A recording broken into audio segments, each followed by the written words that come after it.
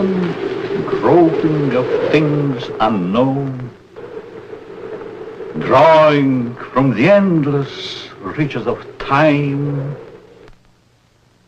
brings to light many startling things. Startling because they seem new, sudden. But most are not new to the science of the ages.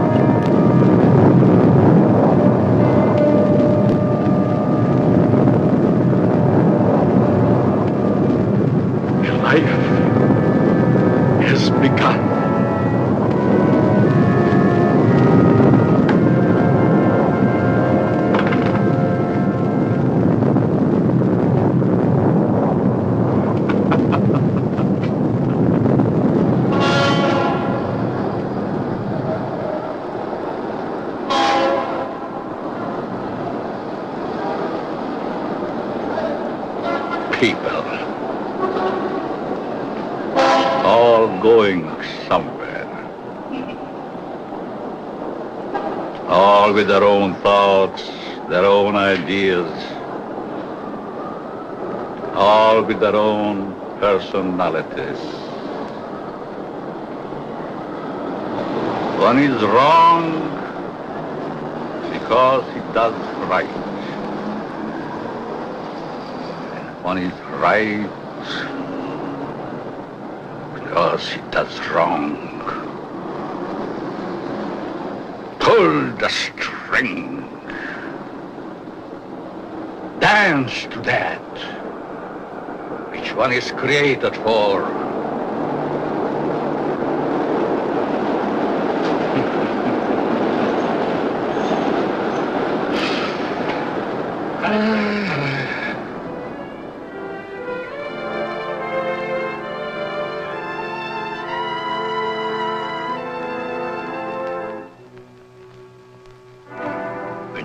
Day is begun.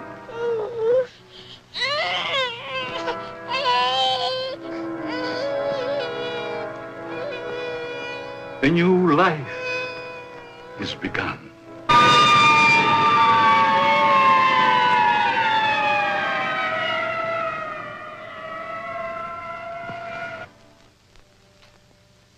A life is ended.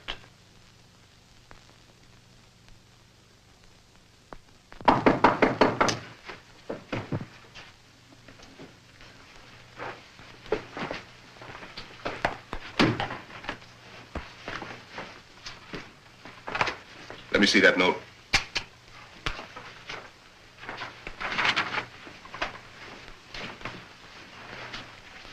The records will tell the story.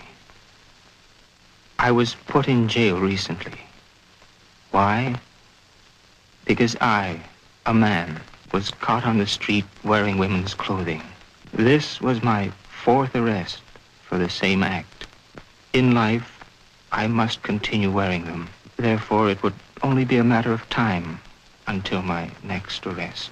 This is the only way. Let my body rest in death forever in the things I cannot wear in life.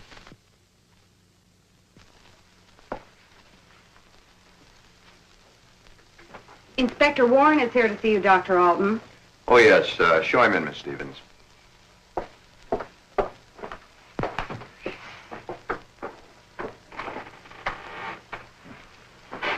Inspector? Doctor? Sit down. Thank you.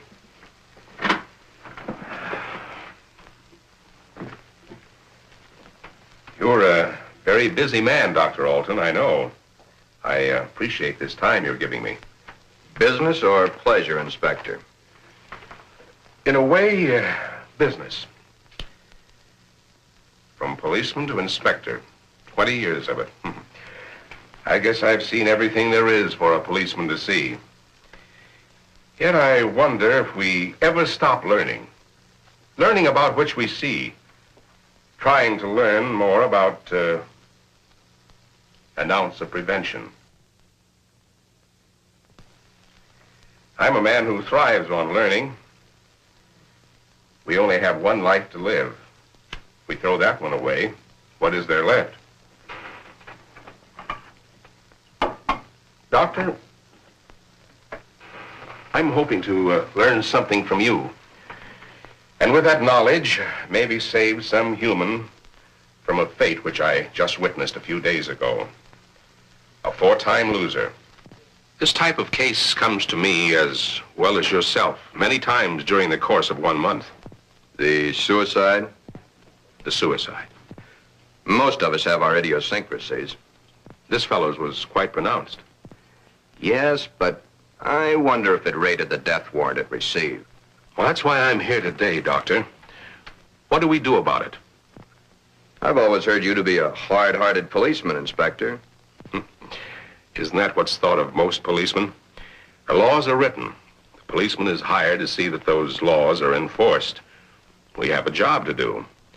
As in most jobs, there's always somebody who doesn't want that job to be done. In most factories today, the employer has put up suggestion boxes. Even the employer needs advice once in a while. I think in the case that we're referring to, I need advice. Maybe it shouldn't have happened as it did. But it did. Perhaps the next time we can prevent it. Let's get our story straight. You're referring to the suicide of the transvestite? If that's the word you men of medical science use for a man who wears woman's clothing, yes. Yes, in cold, technical language, that's the word. As unfriendly and as vicious as it may sound. However, in actuality, it's not an unfriendly word, nor is it vicious when you know the people to whom it pertains. Would this operation do these people any good? I understand you were quite prominent in a case that hit the headlines a few weeks ago. In some cases, yes, others, no. Well, the papers certainly had a field day with that one. Strange as it may seem, even though it was a field day, as you so aptly put it, it's not a new story. Sex change has been performed many times. Those whose sex can be changed, they're the easy ones. But what of those who so desperately want to be of the opposite sex, yet can't change their sex? Such as was the case with Patricia, the suicide. I'd like to understand this, Doctor, as best you can tell me. You can only fully understand the sex change by taking 2 entirely different cases. 2 men with exactly the same background, from childhood to manhood and on to their own decisions and destinations. I'd like to hear the story to the fullest. Only the infinity of the depths of a man's mind can really tell the story.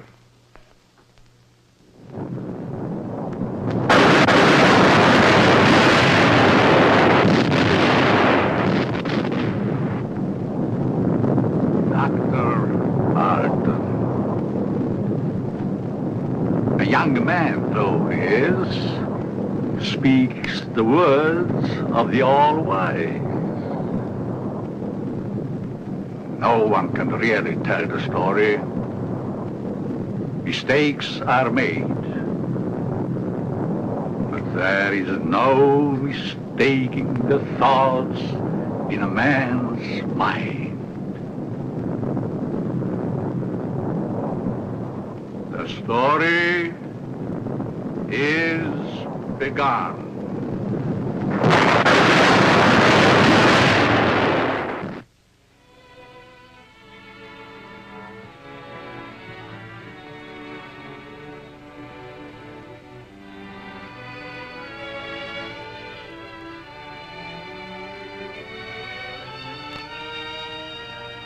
One might say, there, but for the grace of God, go I. Why is the modern world shocked by this headline? Why? Once, not so very long ago, the people of the world were saying, airplanes. Why, it's against the Creator's will. If the Creator wanted us to fly, he'd have given us wings. but we fly. Maybe some of you may still remember an even sillier remark. Automobiles? Bah. They scare the hosses. If the Creator had meant for us to roll around the countryside, we'd have been born with wheels. Silly? Certainly. We were not born with wings. We were not born with wheels. But in the modern world of today, it's an accepted fact that we must have them. So we have corrected that which nature has not given us. Strangely enough, nature has given us all these things. We just had to learn how to put nature's elements together for our use, that's all. Yet, the world is shocked by a sex change. If the Creator had wanted us to fly, he'd have given us wings. If the Creator had meant us to roll around the countryside, we'd have been born with wheels. If the Creator had meant us to be boys, we certainly would have been born boys. If the Creator had meant us to be born girls, we certainly would have been born girls. Are we sure? Nature makes mistakes. It's proven every day. This person is a transvestite, a man who is more comfortable wearing girls' clothes. The term transvestite is the name given by medical science to those persons who wear the clothing of the opposite sex. Many a transvestite actually wishes to be the opposite sex. The title of this can only be labeled Behind Locked Doors. Give this man satin undies, a dress, a sweater, and a skirt, or even the lounging outfit he has on, and he's the happiest individual in the world. He can work better, think better, he can play better, and he can be more of a credit to his community and his government because he is happy. These things are his comfort. But why the wig and makeup? He dares to enter the street dressed in the clothes he so much desires to wear, but only if he really appears female. The long hair, the makeup, the clothing, the actual contours of a girl. Most transvestites do not want to change their life, their bodies. Many of them simply want to change the clothing they wear to that is worn by the opposite sex. Glen is engaged to be married to Barbara, a lovely, intelligent girl. Those fingernails have got to go. You know, I didn't realize they're as long as they are. My goodness, they're almost as long as mine. Maybe even prettier. We'll have to paint them sometime just for the fun of it. We'll trim them. That's for sure. You know, honey, you've invited me to dinner so many times in the last couple of months. It's almost like we were married already. I wish we were, darling. It's been a long year. For both of us. But now, my studies are through, college is concluded, and I'm free at last. Free? For the time being. Huh? Oh. How about joining me for an after-dinner drink? The living room? Mm-hmm.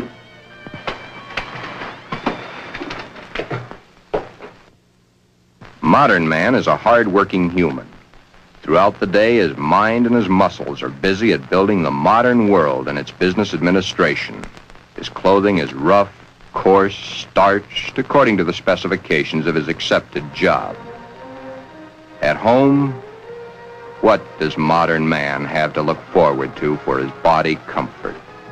The things provided for his home, a wool or flannel robe, his feet encased in the same thick, tight-fitting leather that his shoes are made of.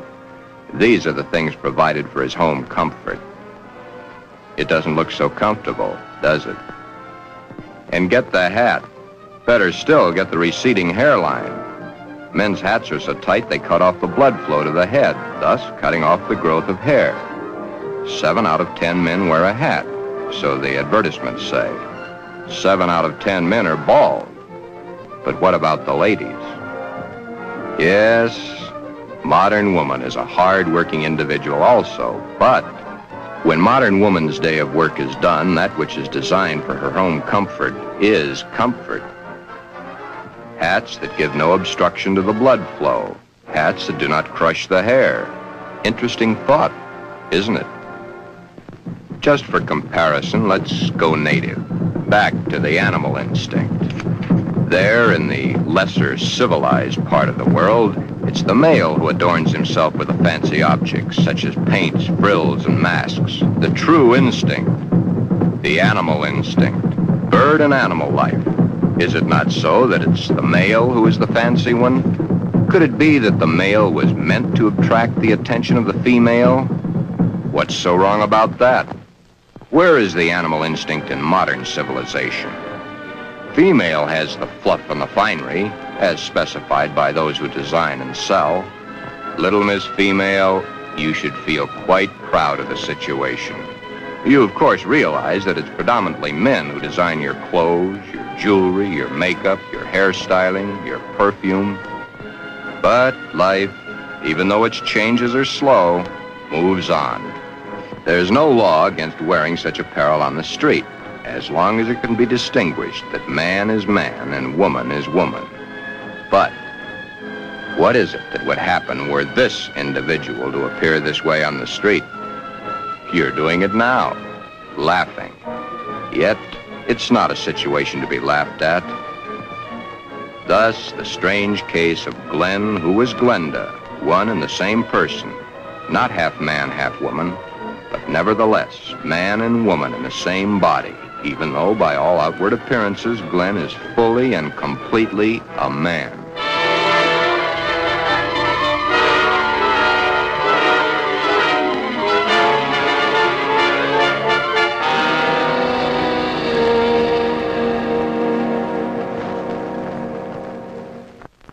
Sister, let me borrow her dress. You want to borrow your sister's dress? What for? I want to wear it to the Halloween party. And there are names for boys who go around wearing girls' clothes. Oh, don't be silly, darling. You go ahead and wear your sister's dress, Glen. You always did look much better as a girl than you do as a man. Glen did wear the dress to the Halloween party. He even took first prize.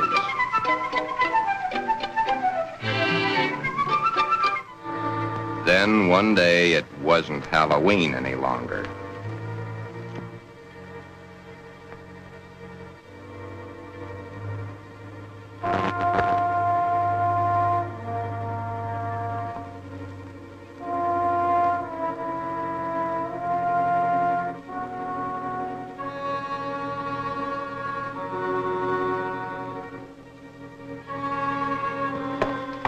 I wish I had the sight into such things to be able to advise you, Sheila. Maybe if you took the problem to a doctor. It's Glen that needs the doctor. But when things like this go wrong with someone so close and in your own family, it's so hard to believe. It's not really hard to believe. It's just hard for you to accept. Well, of course it's hard for me to accept. Suppose I were to come home with Roy or one of my other boyfriends some night and find Glen like I did last night. Yeah, that would be hard to explain. That's the understatement of the year. Just how does one go about introducing your friends to your brother when brother's wearing your best sweater and your skirt and makeup to boot?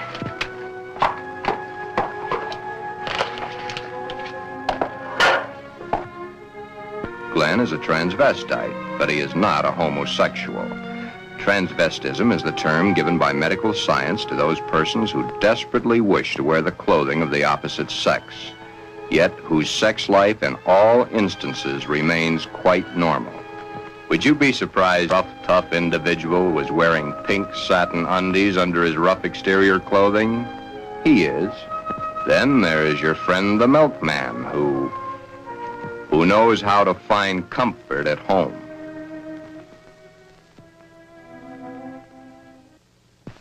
I can't stand it any longer. He wears all my clothes. Nothing is sacred to him, even my briefs. He He has every one of my sweaters stretched out of shape. Of course, he has always replaced them. But then, they didn't last long either. But, Your Honor, ruffles on his shirts and shorts. Really? Glen and all the hundreds of thousands of other Glens across the nation face quite a problem. Glen is engaged to be married to Barbara, a lovely, intelligent girl. The problem? Glenda, Glen's other self. The girl that he himself is, his other individual personality. You look tired tonight, Glen. Yeah, I guess I am. It's been a long day. Have you seen the paper yet? No, why? Isn't that a strange case?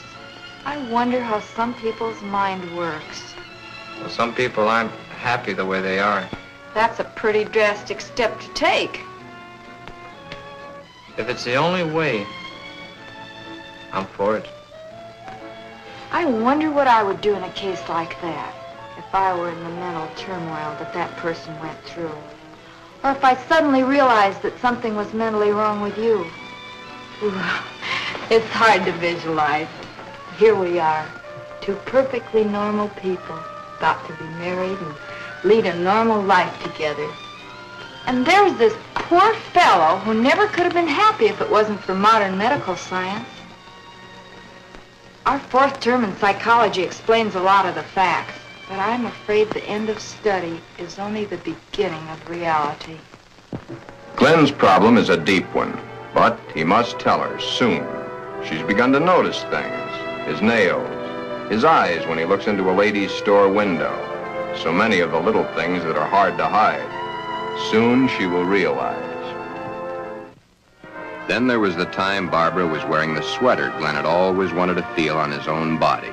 It was becoming an obsession to him. He must have... What's the matter, Glen, darling? I guess I was daydreaming. Something seems to be troubling you. Why don't you tell me? It's nothing. Once, long ago, just after we started going steady together, we promised we'd never lie to each other. Are we gonna start now, just because we're engaged to be married? It's just that... Oh, Barbara, it's nothing that a little sleep won't cure. It's been an awful long day. It's more than that. Come on, tell me, darling. Who knows? Maybe I can help. That's just it, you could. Then something is troubling you. Yes. Do I have a right to know? You have a right to know. But let's just say for the moment that I'm afraid to tell you. I'm afraid I'd lose you. Nothing could be as bad as all that. I love you and you love me. And nothing in the world can change that. I hope not. I really hope not. Glen, is it another woman?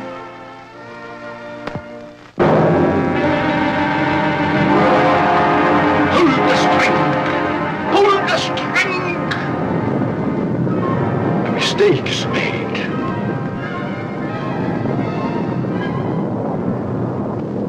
A story must be told. Always the same. He's not had the nerve to tell her. But he must soon come to some conclusion or forget the marriage. Should he tell Barbara of his Glenda now, before the wedding, or hit her between the eyes with it after, when it might be too late for either of them? The world is a strange place to live in. All those cars, all going someplace, all carrying humans which are carrying out their lives. The world is shocked by a person who changed his sex. Glenda is shocked also, but by another reason. Someone like her had the nerve to do something factual about their situation. There's so many problems for Glen and all the other Glens. Perhaps the fear of discovery of the underthings they wear beneath their regular outer clothing, or that which they wear during their nightly visit to Morpheus, god of sleep. Thank you very much, and I'm sure she's going to enjoy it very much. If you want to return it, be sure that you bring the sales slip. Thank you.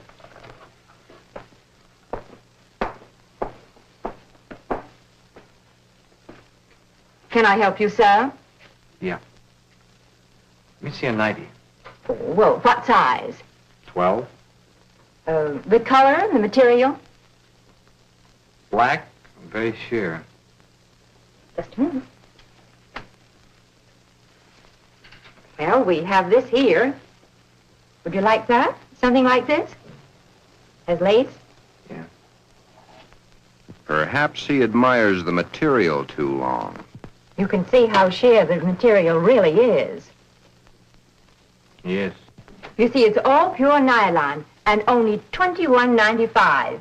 And, of course, it will never snag.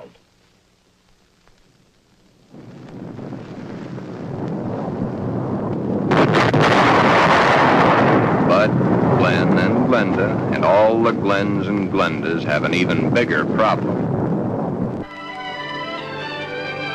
Hi, Joe. Hiya, Jack. Monday again. You know, I think Monday is about the worst day of the week. A perfectly wonderful weekend, then back to the sweatshops. Too bad we was born to work.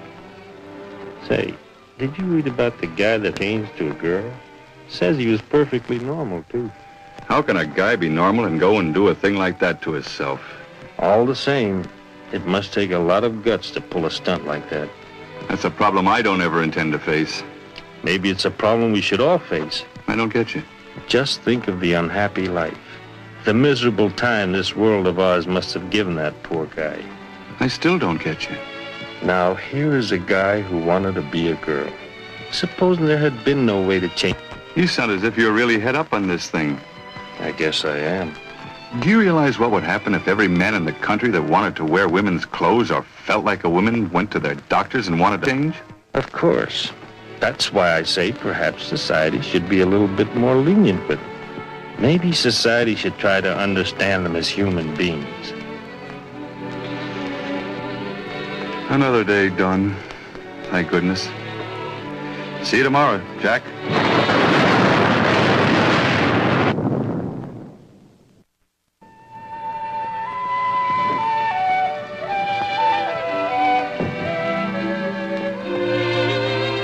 Hi, Glen. Hi, Johnny. Come on in and hit it right for the kitchen.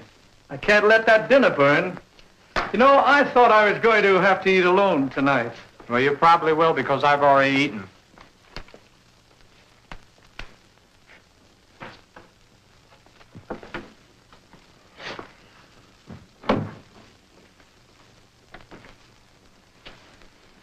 What's up? Nothing much. Say, you really look down in the dumps. I guess I got a problem. Haven't we all? I mean a real problem, one like I've never had to face before. Our whole existence is one big problem after another. I want to get married. You have a problem. When did this all come about? For nearly a year, I've been engaged to a very wonderful girl. Now the time is getting very close to the man with the book. I'm scared to death. You love her? Very much. Does she love you? Yes. There's no problem. Marry the girl. Are you forgetting about my other self? You'll have to tell her, of course. Yeah. I have to tell her. But when? Before? Or after? I think you know the answer to that one yourself. My mind's in a muddle. Like in a thick fog. I can't make sense to myself sometimes. I thought I could stop wearing these things. I tried, honestly, I tried. I haven't had a stitch of them on for nearly 2 weeks until tonight. Then I couldn't stand it anymore. I had to put them on or go out of my mind. I'm afraid I'll lose her. I don't want that to happen because I really love her. Okay. Here's a story from fact. Johnny tells his story. He had not too long ago been married himself. He'd kept quiet about his transvestite desires in the hopes that the new wife would never discover it. However, one day, the little woman came home unexpectedly an hour early.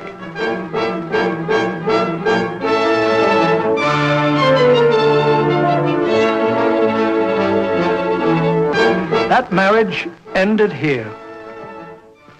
Will your problem be like mine? Most probably it will. Because a love hasn't been built up for such a thing. She, your wife, she will not have been taught enough about the problems to cope with it. Glenda must now make her decision, or forever forget the marriage to Barbara. Glenda should consult a competent psychiatrist, but then very few transvestites wish to change their strange desires.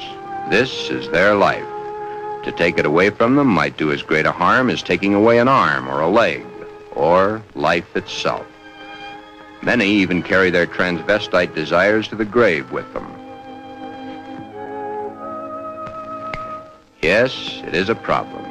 But Glenda, remember back almost a year ago when Glen and Barbara accepted each other? Okay. That's the 6th time you've said goodnight. I guess it is. Look. Come on over here a minute. What is it? Never mind, just sit down.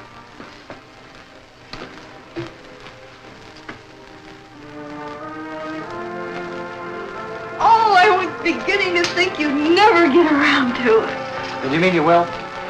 What do you think?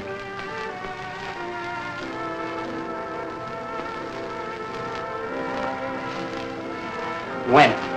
I must finish college first. It's only 7 months to go. Well, now, that's hardly long enough for you to get a trousseau together. How would you know about such things?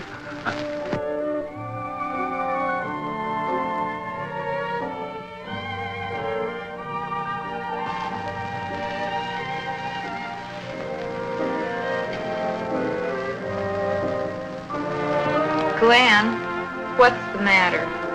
Huh? All of a sudden, you seem 1,000 miles off. Yes, I guess I was, huh?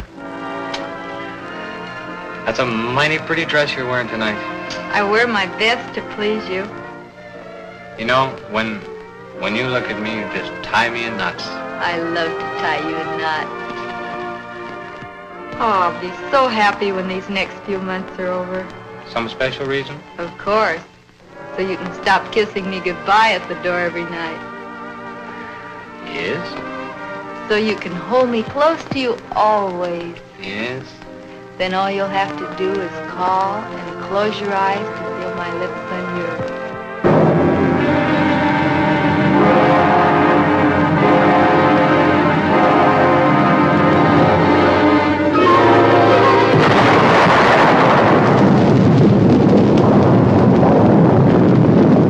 Beware. Beware of the big green dragon that sits on your doorstep. He eats little boys, puppy ducktails, and big fat snails.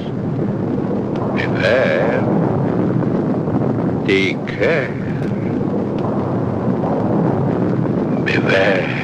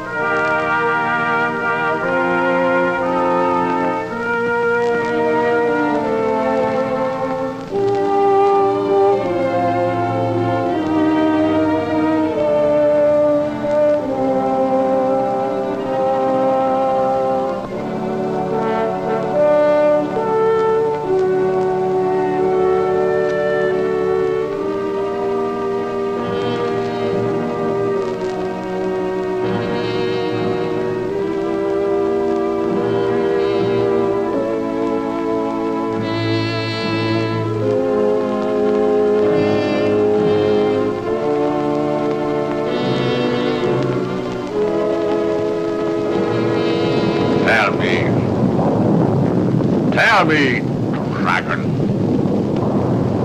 do you eat little boys?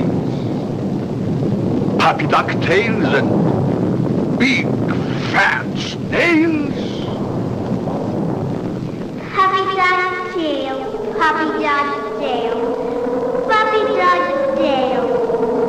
Everything nice, everything nice. Ha, ha, ha. Puppy dog. The big green dragon, the big fat snail. Beware. Take care. I'm a girl. I'm not. You're a boy. A puppy dog tail. Ha, ha, ha.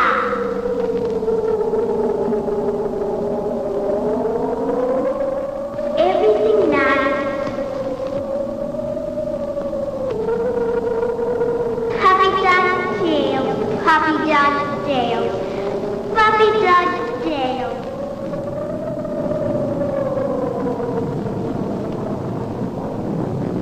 I'm a girl. I'm not. Everything nice. Everything nice. Ha, ha, ha. Puppy dog tail.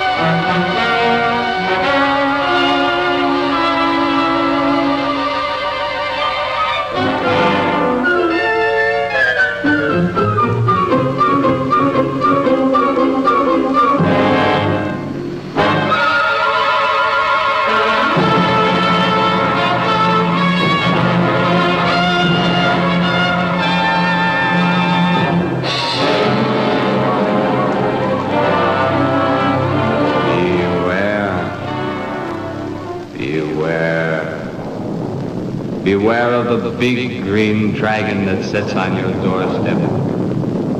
He eats little boys, puppy dog tails, and big fat snails. Beware, take care. Beware.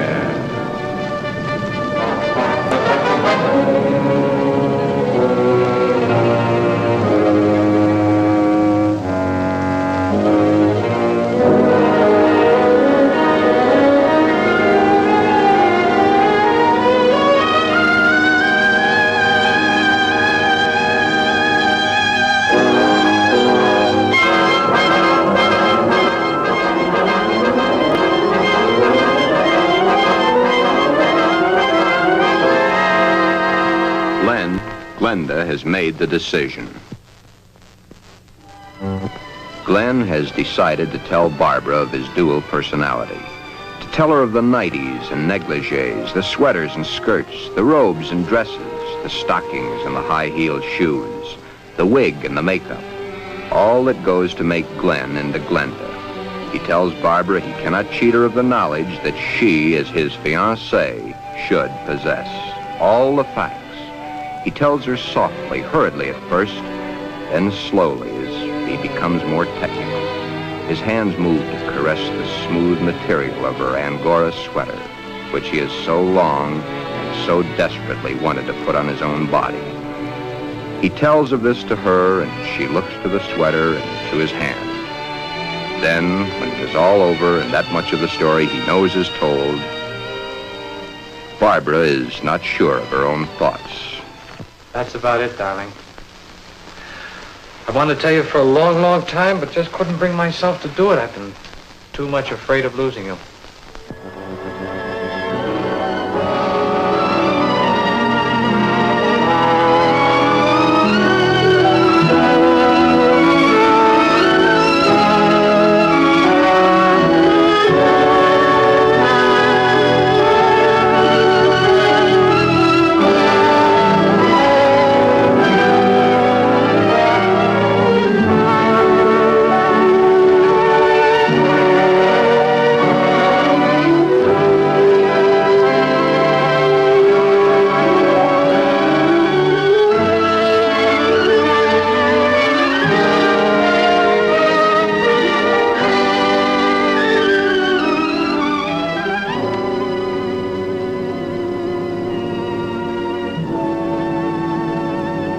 Glen,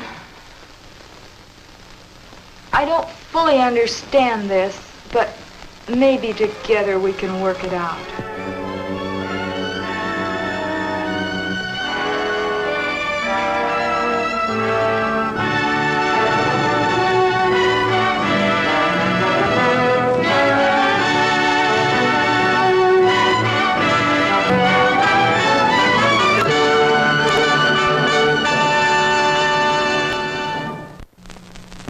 Is that the end of the story? Not quite. I'll get back to it in a minute. Glen's case is really the lesser advanced type cases. The second case is an extremely advanced one. However, I'll get to that in a moment. First, you must realize that each transvestite the world over has his own particular problem. Each case must be handled individually according to the person, his past life, and his problem. And he isn't a hermaphrodite? No more than he's a pseudo-hermaphrodite. Glen's case was entirely of his mind, brought on by the environment of his early youth. What about their children, Doctor? Would their children become the same way their father is? No. Transvestism is not hereditary. Well, what makes these men want to wear girls' clothes? Many things. But as I've said before, it usually starts in early childhood from one cause or another. Technically, each case has the same beginning, just a different set of circumstances. Are any of them actually cured? Oh, yes, many of them. Once the source of supply is found, it can be stopped, unless the patient refuses to cut off that source of supply. Then the way I get it, this Glen and the character he created, much as an author creates a character in a book, was invented as a love object to take the place of the love he never received in his early youth through lack of it from his parents. The character was created and dressed and lives the life the author designs for him to live, and dies only when the author wants him to die. Correct. Except that for the character Glenda to die, the elements must be right. But to enlighten you a little further, there's the second story, that of an extremely advanced case. Let's call this person Alan, Ann. Alan had a mother who wanted a little girl. The father didn't care much one way or the other. Alan did not enter the competitive sports that the other boys of the school did. However, he was an extremely studious boy and always had above-average marks in his subjects. Yet sports, girls' sports, he always was interested in. But he was rejected by the girls and also rejected by the boys. It seems he belonged to neither of them. After school, Alan would go home to find the mother who had always wanted a girl and the father who didn't care one way or the other. He enjoyed doing the woman's work around the house. Alan was becoming a woman and didn't realize it. A woman in mind only, but the mind rules. Then came the fateful year of 1941. Allen was drafted. He was accepted. In the Army, he successfully passed his vigorous training. He did not like it, but then there were the weekends for his particular diversions. On his weekend passes, he would go to the nearest town where he had a suitcase checked in a public locker. In the suitcase, he had the things he loved to wear, that which made his body appear to be what his mind believed it was. Then the day of embarkation came. But wherever Allen went, the suitcase was sure to go.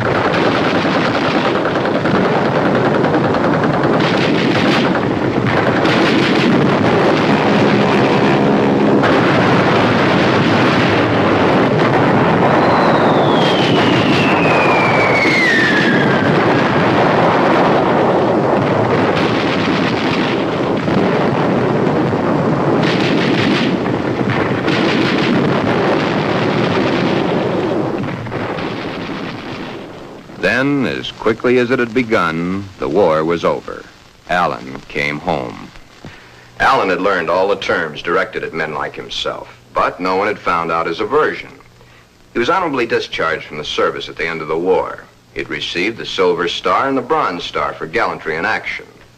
While he was in an Army hospital recuperating from a wound he had received in New Guinea, he learned a very interesting fact.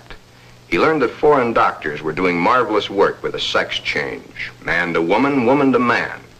Shortly after his separation from service, Allen came to me for advice. There followed many long sessions with my clinical reports and the reports of eminent doctors. It had been found that Allen was really a pseudo-hermaphrodite. A hermaphrodite is one who has the organs of both the male and female in plain sight. A pseudo-hermaphrodite is one who has one perfectly formed organ of either sex and one imperfectly formed one that's difficult to detect. Allen was of the latter.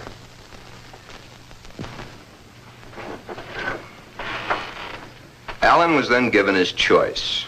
That which nature had given him was a mistake. It was up to us to correct that mistake one way or the other. Allen had to decide whether he wanted to become a man or she wanted to become a woman. Both were completely possible.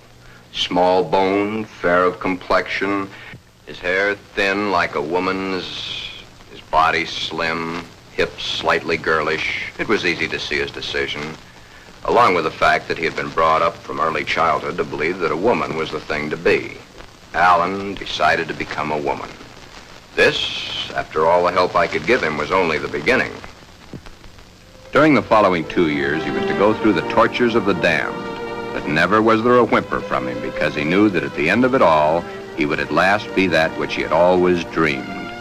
Hundreds of hormone shots were injected into various parts of his body. Allen's face was worked on with plastic surgery to smooth out the female elements. Long, tedious hours of work. The big day, or the starting of many big days, for it was to take many. The series of operations are performed slowly and at intervals to prevent any unnecessary shock to the nervous system.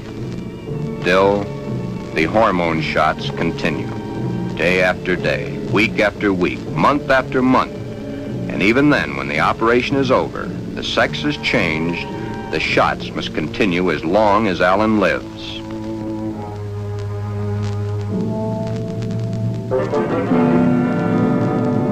First, the breasts are brought out. The body of the woman within begins to appear now.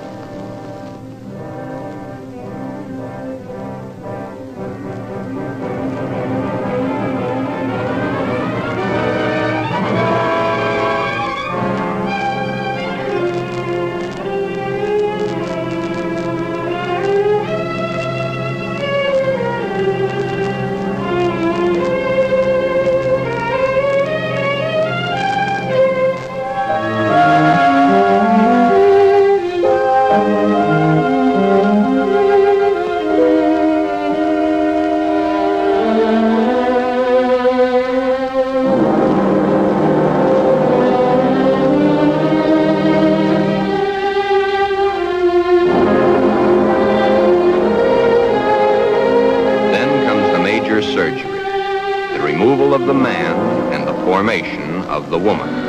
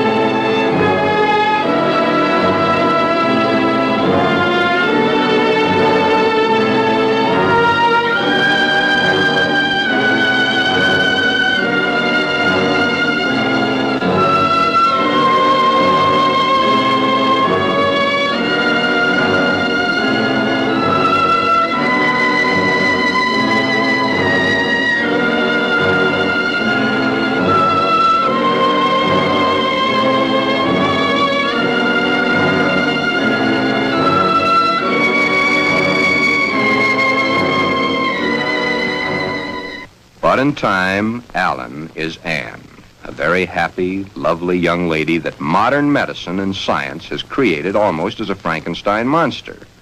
The newspapers heard of it and hit the story with their usual fullness. If the newspapers had not gotten hold of the story, it would have gone untold, unnoticed as so many others in medical history. The sex change has been performed hundreds of times. However, right here in this particular sex switch, it's not the end. Acting the woman and being the woman are two entirely different things. Alan had all his life acted the part of the woman. Now he is that woman and must learn how it's done. Anne must learn how to do her own hair, how to make the correct styling for her facial contours. The proper walk must be adopted. A lady is a lady, whatever the case may be. Continuing my own psychiatric treatment, it was my duty now to explain to Anne the duty of a woman and her. Alan, of course, had known the man's, but he was soon to realize he knew very little about a woman's. Yet, through it all, Anne loved every minute of it. Anne was indeed meant to be a woman, and now that the sex change had been completed, Anne was a very happy woman, and a woman who was eager to learn, and now was accepted by society. A woman born at the age of 24, in a world that for 24 years she had seen as a man, but a woman who now would, and was properly instructed in how to accept, a woman's world. Thus, this case, which has a happy ending, is due entirely to the corrections made by medical science. I've had several such cases. In fact, in my 20 years of practice, I've been prominent in 7. However, my colleagues have had hundreds. Then you believe that the Glen of the first story should have the sex change? In Glen's case, no. No, indeed. Glen would never be happy with a sex change. The Alan of your story ended happy? I'll tell it to you exactly as I told it to them. Shortly after Glen told Barbara of his love for girls' clothing, he started treatments with me. On the last treatment, both he and Barbara came to me. I told him the same story of Alan, Anne, as I've told it to you, Inspector. Anne was a pseudo-hermaphrodite. Even though one of the sexes was imperfect, she had the organs and the characteristics of both the male and female. Glen's case is an entirely different type of case. Remember I said, no matter what the case, it's a different thing. A new problem to be looked into, then solved. A new challenge to the psychoanalysis. Glen's body holds only one sex, that of the male. In all our talks, I've learned these pertinent facts. Glen's father had no love for his son. His father wanted Glen to be a football hero or a baseball player so that he could brag to his cronies down at the corner saloon as his cronies bragged to him about their own sons. Thus, the ruse of Glen's fictitious character. He invented it when he could find no love from his mother and no love from his father. His mother had hated her own father. Glen reminded her of her father. Therefore, she gave all her affection, love, and attention to her daughter. Glen then decided also to become a daughter. Glen, you can kill this fictitious character of yours anytime you wish. For your happy ending, it's the only way. Then you think I can kill this second character by transferring her qualities to Barbara? Exactly. But as the author and his character, the elements must be right. It's up to you, Barbara. You must take the place, give the love, and accept the facts that Glenda has always accepted. If you love each other as you now believe you do, well, it'll be a hard job, but you'll enjoy doing the job. Should I let him continue to wear girls' clothing? Or should I put my foot down? If you put your foot down, he'd only go behind closed doors. Love is the only answer. Glenda must be transferred to you. Supposing Glen never gets over wearing girls' clothing. Would it matter to you very much? I love Glen. I'll do everything I can to make him happy.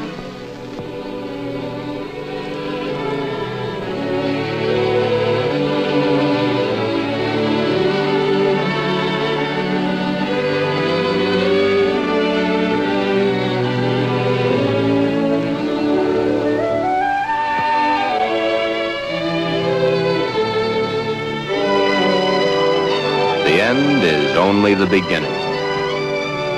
Time passes. Soon, due to a happily married life, the remembrance of the psychiatric treatments, and Barbara's love and understanding, Glenda begins to disappear forever from Glen.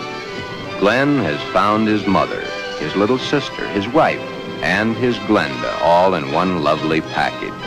Thus, Glen's case has a happy conclusion. Therefore, two entirely different cases, handled in two entirely different ways, have a happy ending. Yeah, those two. But what of the hundreds of other less fortunate Glens the world over?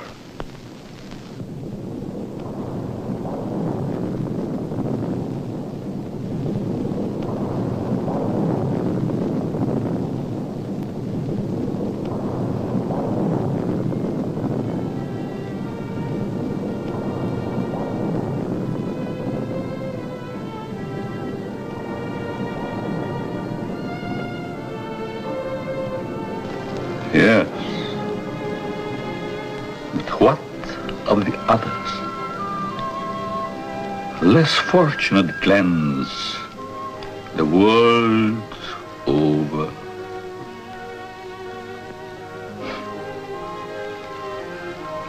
Oh, snips and snails and puppy ducktails.